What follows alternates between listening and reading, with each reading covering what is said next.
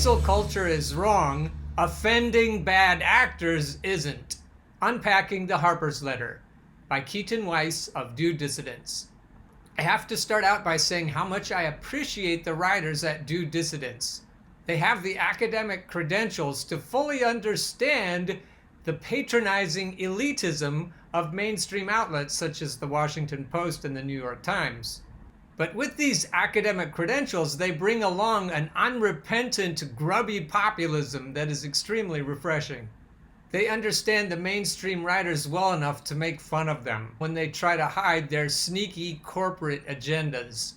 So Do Dissidents provides a rare and wonderful opportunity to understand the condescending elitism and meritocratic thinking of the mainstream writers, while insisting that we don't merely follow our betters, but come up with an agenda that matches what we truly need as American workers. The writers at Do Dissidents help us understand what our betters are trying to tell us, and understanding where the masters are coming from is the first step in a slave rebellion. So here's a toast to Do Dissidents and their role in helping us get the rebellion started. So back to Cancel Culture is Wrong, Offending Bad Actors Isn't, Unpacking the Harpers Letter by Keaton Weiss. A letter on justice and open debate was recently published in Harper's Magazine and co-signed by dozens of writers, authors, and academics from all corners of the political spectrum.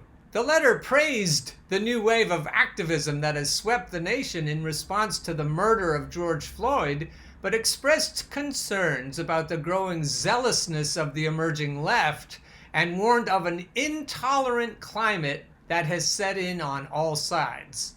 The letter goes on to lament cancel culture in all of its forms, citing a spirit of panicked damage control among institutional leaders which causes them to inflict excessively harsh penalties upon authors, editors, researchers, professors, or anyone in their orbit who defies what they see as an ascendant and increasingly narrow-minded ideological orthodoxy. Though it's easy to agree that draconian punishment for participation in free and open debates is to be opposed, this letter also reads as a condemnation of those who question the motives of truly dubious characters. It seems to say we ought to afford the benefit of the doubt to everyone who expresses a political opinion and assume they are all sincere in their beliefs and pure in their motives. For example, the letter states, "The free exchange of information and ideas, the lifeblood of a liberal society, is daily becoming more constricted. While we have come to expect this on the radical right, censoriousness is also spreading more widely in our culture, an intolerance of opposing views, a vogue for public shaming and ostracism, and the tendency to dissolve complex policy issues in a blinding moral certainty." Sounds as if they don't like purity tests. Poor babies.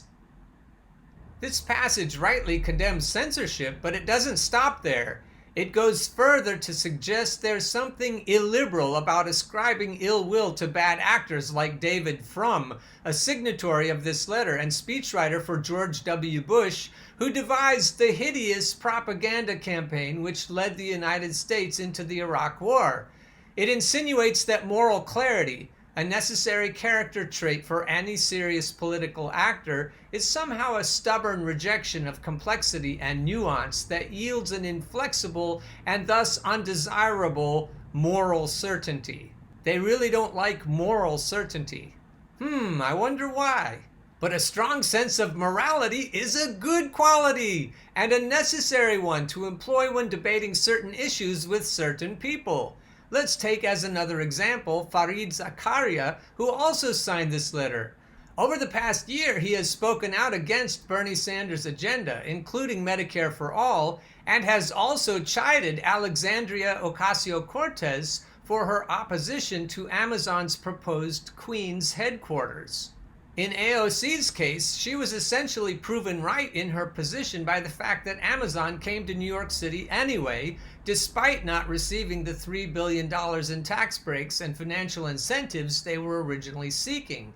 As for Medicare for All, as if the case wasn't clear enough before the coronavirus, The fact that nearly 27 million people lost their medical insurance due to a pandemic-induced spike in unemployment is about all the evidence any fair-minded person would need to denounce our employer-based for-profit healthcare model.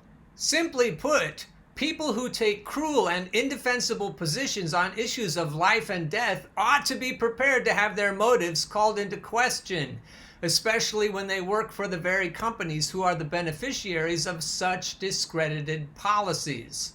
Zakaria makes his money at CNN, a cable news corporation which rakes in millions of dollars a year from pharmaceutical companies, and the Washington Post, which happens to be owned by Amazon CEO Jeff Bezos, who really wanted those perks from New York City before he agreed to open up shop there.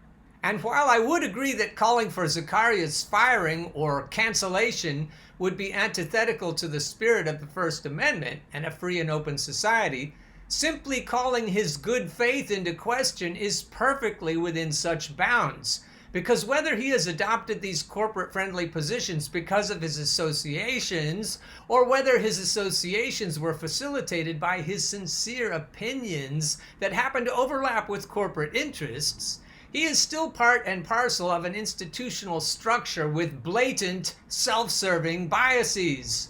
Appeals for genteel conversation with such people encourages us to ignore these biases altogether and assume, or perhaps even pretend, that everyone is entering these discussions with the same interests at heart, which obviously isn't the case.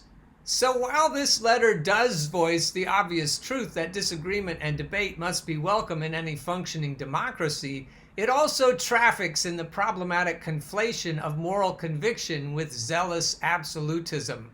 The liberal establishment has weaponized this misconception to great effect against the left in recent years, calling us divisive, my way or the highway, or even Trumpian types who are the intellectual brethren of the reactionary right.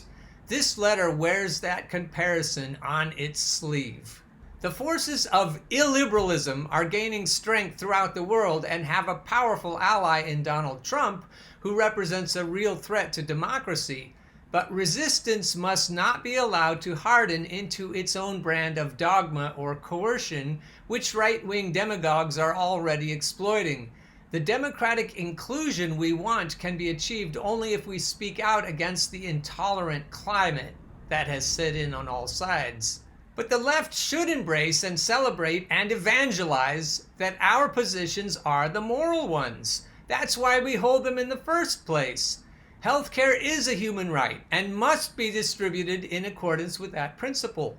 War is hell and should be avoided whenever possible. Predatory lenders who crush graduates with crippling interest rates are morally obscene, as are those who do their bidding in the political arena. These are not intolerant views. These are good views. And their opposing views are so bad that it naturally and rightfully leads us to question the character of those who espouse them. There's nothing illiberal about any of that. This letter could lead you to believe otherwise, which is why, despite its fairer points, we ought not fully endorse it. And not only that, I'm looking forward to future leftist intolerance when we make fun of these assholes more and more. They really don't like it when we make fun of them.